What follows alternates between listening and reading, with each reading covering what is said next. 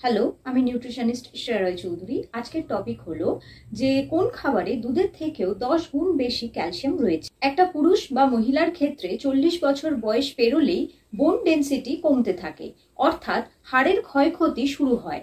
এই কারণে হাঁটুতে ব্যথা, গোড়ালিতে ব্যথা, কোমরে ব্যথা, যে কোনো জয়েন্টে ব্যথা শুরু হয়।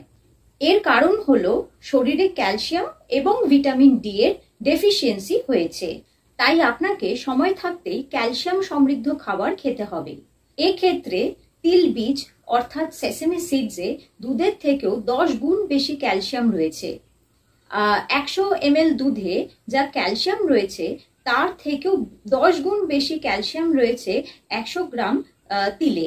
তাই রোজ তিল খাওয়া শুরু করুন।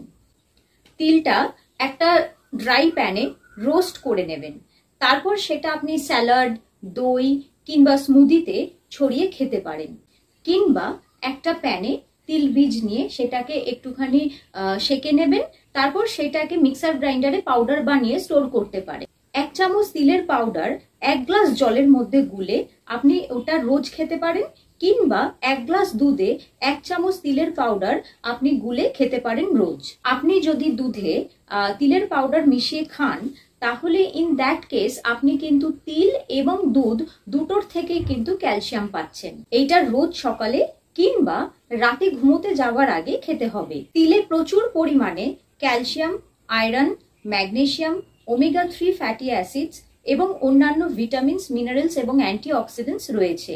তাই এই তিল বীজ আপনার হার্টের জন্য খুব ভালো এবং যাদের ধরুন ইরেগুলার পিরিয়ডস হয় তাদের জন্য এটা খুব উপকারী। আবার যাদের ধরুন ডায়াবেটিস আছে তাদের জন্য এটা খুব বেনিফিশিয়াল। তাই রোজ তিলের বীজ খান। আজ এখানে ভিডিওটা শেষ করছি। ভালো লাগলে please like, share and subscribe করবেন। আর ভিডিওটা কেমন লাগলো সেটা কমেন্ট বক্সে আমাকে নিশ্চয়ই জানাবেন। Thanks for watching the video.